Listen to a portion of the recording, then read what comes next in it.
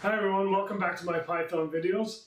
In this video we're going to look at a third-party library for Python called Matplotlib. Matplotlib will allow us to plot data that we extract from Excel or other places onto a chart in Python. Now, this is a common business task and Microsoft Excel and many other applications can do this. But when you take the data from your source into Python, you have much more flexibility with that data to process that. And you also have much more potential to automate whatever task it is that you're doing. So that's what we're going to do in this video. Please don't forget to subscribe if you like these videos. And let's get going. Again, the first thing we need to do to use a third-party library is to install it. And to do that, we go out to our desktop again, out to our terminal again. And that's it. That will install the library. I had it installed already. Also keep in mind that if you set up a new project in PyCharm, that means you'll have to install this again. So if this is a new project from the last video, you'll have to install both OpenPyXL for Excel and the Matplotlib. Both are installed the same way with the pip3 or pip command, but both will need to be installed again. Once we have that done, we can import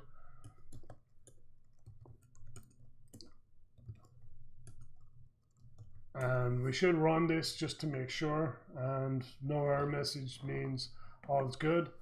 The Matplotlib actually has a different format. It's pyplot as something simple, so you can refer to it into your program, but this is a little different. Usually it's just a library, but in this case we have to import pyplot attribute of Matplotlib. So I've downloaded a couple of files here. One is, these are off of Yahoo Finance. So I went over to Yahoo Finance page, and if you look at the historical data under Microsoft, I just picked Microsoft randomly. I'm not, no reason. And you hit the historical data and you pick a range. I picked a month. And this will give you the closing prices and other details too. So you just download this data into a CSV, open it in the CSV, and then save it as an Excel file.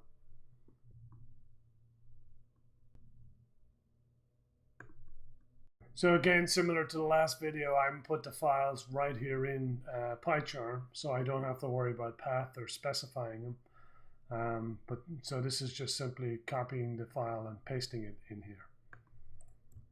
So to access it in OpenPyXL, we use the OpenPy load workbook, and we give it the file name, and then we need to define the sheet, the worksheet. We'll call it active, which is the active worksheet. And again, there only is one worksheet on this, but this specifies the sheet that we're going to work with. So now we want to pull the spreadsheet, the price list, into a list for Python. So now we have our list, my close list, which is the close prices. So we're taking the column E, which if we look back at our spreadsheet is the list of closing prices for Microsoft each day for the past month. So again, it's the list comprehension called value for col in sheet E. So basically pull the column E from the spreadsheet. We can take a look at that to see what data we're pulling into the list. And as you can see, we're getting all of it. We actually don't want the header here, and it would be nice to convert these numbers into integers. We don't need to be this specific with the 4 or 5 points after the decimal point. We just want the whole number. So if we delete the first row of the sheet, that will take out the close statement. We don't need the header statement. And then we can also convert these to integers, the column value. And that should give us just nice clean numbers. And there you go. These are the closing prices, just rounded out to integers. Before we plot these out, we should have the dates as well. And that was in column A, if you remember from our spreadsheet. Column A was the dates. Column E is the closing price. So now we can plot this on our graph. So the way we plot is we use the Matplotlib plot. So Matplotlib was defined up here as when we imported the library, and plot is the function from that.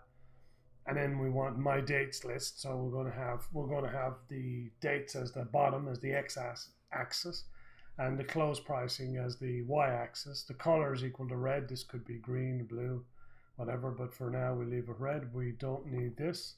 So to put this on a chart, we need to use the MyPlotShow function, and that should put the graph on the chart. And as you can see, this is the Microsoft closing prices. Sorry.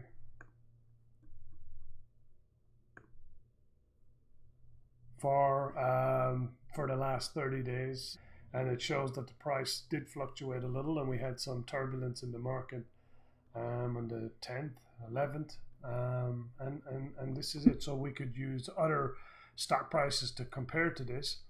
And I do realize that, you know, a lot of financial applications and even Yahoo Finance itself provides these charts, but the idea of this is to give you a general overview to understand the concept of it. The data points that you plug into this will be something more meaningful to you. Let's clean up our chart a little bit. We'll give it some titles, labels. So if we go to this format, we can get the X and Y labels. So it's MyPlot again from here, and then the function is X label and Y label. So we'll call the X-axis the last 30 days. The font size is 16. This is something you should play with. Maybe less or more or different is better for you, but this is just off the top of my head. And then the closing price is on the Y-axis. So if we run down, we have a little more clarity on our graph. So you can also have multiple lines on your graph. I downloaded the Facebook closing prices the same way from Yahoo Finance and put it in a spreadsheet, opened the spreadsheet with OpenPy, made a list of the closing prices from that spreadsheet the same way, and then I plotted this on our graph to compare with Microsoft. So if we run this, we'll see that we have two lines. Now, I don't know if this is really a fair representation because obviously there's a disparity of prices here. So fluctuation in Facebook is going to mean different things for fluctuation in Microsoft. But anyway, it's still the general principle here is that, you know, you can have multiple data points, multiple charts to compare. So I've really only touched the tip of the iceberg with Matplotlib in this video. I just wanted to give you the basics, but if you want more information, please go to their site at matplotlib.org. And if you go to the tutorial, PyPlot tutorial, which is in the user guide on the main page, you'll see all the stuff that we covered in this video and more in depth. And then there's lots more different types of graphs and charts that you can use with Matplotlib. So I'll put the code and the files for this lesson on my website at pythonforadultsandkids.com. If you feel there's some area that you'd like more coverage, or you think it's you'd like a different topic, please put it in the comments below, and I'll either answer you or we'll set up another video for that. Also, if you like this content, don't forget to subscribe and share.